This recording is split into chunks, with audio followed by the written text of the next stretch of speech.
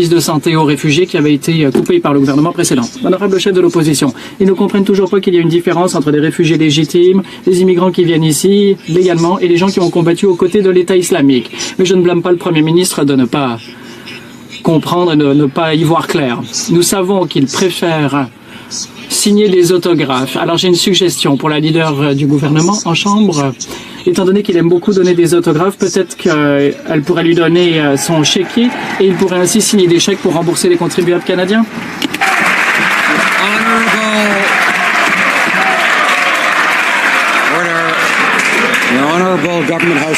Honorable leader du gouvernement en chambre. Monsieur le Président, c'est une journée fort intéressante parce que nous débattons aujourd'hui d'une motion de l'opposition dont le chef sait qu'il s'agit de la période de questions, mais on n'entend pas vraiment de questions, on entend surtout des déclarations, du moins ce qui me semble. J'aimerais rappeler aux Canadiens que lorsque le Premier ministre se déplace partout dans le monde, il y a des frais qui sont associés à son déplacement et à sa sécurité. C'est la raison pour laquelle nous suivons les recommandations de la commissaire à l'éthique. Voici des questions pour le premier ministre. Oups, pour la leader. Je pense que ça va être mieux. Qui a voyagé sur l'île privée d'un milliardaire? Qui a porté la présidente du Parti libéral et le ministre des Anciens combattants cette fameuse île? Qui a violé 4 articles de la loi sur l'éthique et les conflits d'intérêts? Et qui refuse de rembourser l'argent qu'il a pris dans les poches des contribuables? Ça, tout le monde la connaît, la réponse à ces questions-là. C'est le premier ministre. Ce qu'on ne sait pas, c'est pourquoi le premier ministre ne veut pas rembourser les Canadiens et les Canadiennes.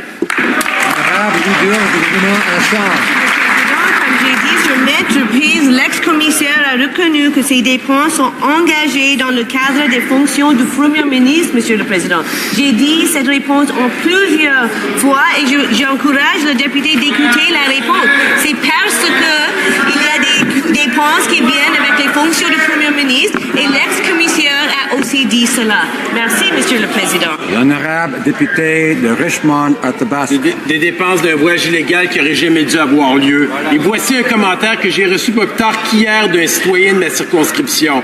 Et j'aimerais ça que le premier ministre l'entende bien, et vous aussi, Madame la leader. S'il est vraiment en politique pour le bien des citoyens, il doit rembourser les... Malheureusement, je dois rappeler au député de diriger ce commentaire vers la fauteuil. Je m'excuse, Monsieur le Président. Monsieur le Président, voici la question que j'aimerais que l'autre côté de la Chambre, ils entendent très bien. S'il est vraiment politique pour le bien des citoyens, il doit rembourser. Les Canadiens paient leurs vacances avec l'argent qu'ils gagnent durement et ce n'est pas parce qu'il est premier ministre qui est au-dessus des lois. Alors la question que tout le monde se pose, c'est peut-il rembourser l'argent qu'il a pris dans les poches des contribuables? L'honorable leader du gouvernement à la Chambre. Monsieur le Président, comme j'ai dit, nous acceptons toujours les avis des organisations chargées de notre sécurité pour assurer le mieux possible la sécurité du Premier ministre. L'ex-commissaire a reconnu que ces dépenses sont engagées dans le cadre des fonctions du Premier ministre. La différence entre les conservateurs et le gouvernement, c'est nous qui respectons le travail des autres fonctions. Les conservateurs ont demandé que le rapport soit déposé. Maintenant qu'il est déposé, ils refusent d'accepter les conclusions. Nous les acceptons et nous disons merci. Merci, Monsieur le Président. The honorable member for Cowichan. L'honorable député